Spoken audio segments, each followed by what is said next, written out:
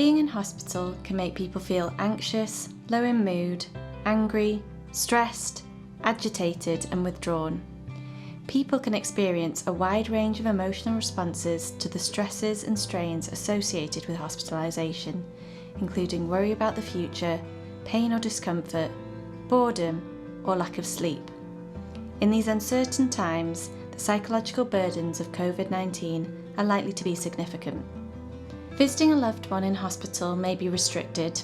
Combined with the pressures on hospital staff and the implications of measures designed to reduce transmission of COVID-19, people may become increasingly distressed as a result of isolation and a lack of access to the day-to-day support they may usually have had.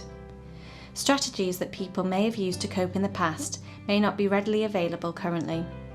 Some patients may not be able to understand or remember why these restrictions or measures are necessary, and this may lead to heightened agitation or anxiety. Frontline staff play a key role in supporting both the physical and psychological well-being of patients with COVID-19. While the burdens on staff have the potential to be significant, simple strategies can help people to feel more relaxed and able to cope with the demands of being in hospital. This can have a positive effect on healthcare outcomes, including reduced length of stay and improved symptom management, as well as improving longer-term quality of life outcomes and reduced risk for psychological difficulties such as post-traumatic stress disorder. When healthcare systems are under pressure, it becomes more difficult to treat people as people, not bed numbers or cases. Try to think about the language used within your team. Don't refer to people with the disease as COVID-19 cases, victims, COVID-19 families, or the diseased. They are people who have COVID-19, people who are being treated for COVID-19, and people who are recovering from COVID-19. Even if you don't get to see or spend much time with patients, it is important to remember that they are still human beings. Patients who become breathless quickly get caught in a vicious cycle. As they struggle to catch their breath, they become more panicky, leading them to struggle for air even more. It can become incredibly distressing to experience or witness this. People who are breathing too fast or hyperventilating often benefit from having someone count their breaths with them for a minute or two. To give a more comfortable pace, encourage them to breathe with you. It may be useful to encourage the person to take small breaths in, as if they're smelling a bottle of milk to see if it's gone off, rather than trying to get a big gulp of air. When breathing out, ask them to purse their lips as if they're blowing out the candles of a birthday cake and take a slow, relaxed breath out. Speak to the person normally, knowing you are there with them will help them to feel calmer. If there are restrictions in place that mean you can't spend much time directly with the person, think flexibly about how you could use these ideas. For example, you could use a phone or tablet to play a recording of a breathing exercise, or some music to help the person pace their breathing.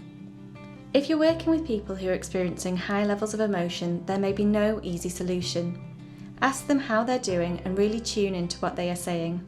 Without rushing in to fix or resolve their difficulties, ask them open questions about what they are thinking or what their worries are. Even if there is nothing you can immediately do to help, showing that you are actively listening and that you care about them is an intervention in itself. A compassionate and reassuring approach has been shown to be effective even for people who cannot communicate normally.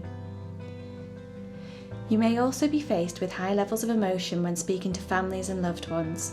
Above all else, ensure that your communication is sensitive, clear, and appropriately pitched. Avoid using unnecessary jargon or medical terminology. Be honest about their loved one's medical status. Be compassionate and empathic without feeling the need to give false hope or avoiding difficult questions. If the person is distressed or upset, take a breath and try to focus on giving a calm, compassionate and containing response. Give the person plenty of space to say what's on their mind and to explain their concerns. Validate what they are saying without trying to give a solution. For example, "You're absolutely right. This is incredibly difficult and stressful right now. We are doing all we can, but I know there is no easy answer." Encourage them to think about their own self-care and, if useful, encourage them to take breaks from their caring role and do something for themselves.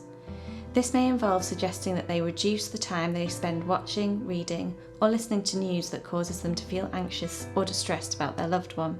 The sudden and near constant stream of news reports about an outbreak can cause anyone to feel worried, so it may be more useful to work with them to plan regular times when they're going to watch the news or ring the hospital for updates. Alongside this, encourage family members to take care of their basic needs and employ helpful coping strategies. Advise rest and respite. Encourage them to eat well, engage in physical activity, and stay in contact with family and friends. It may be that you can help them to stay in contact with the person in hospital by helping set up video or telephone calls. If appropriate, suggest that they look into getting some help for themselves by speaking to their own support networks such as friends, family, or their GP. In summary, your interpersonal skills are hugely important in supporting the psychological well-being of people who are acutely unwell and their families.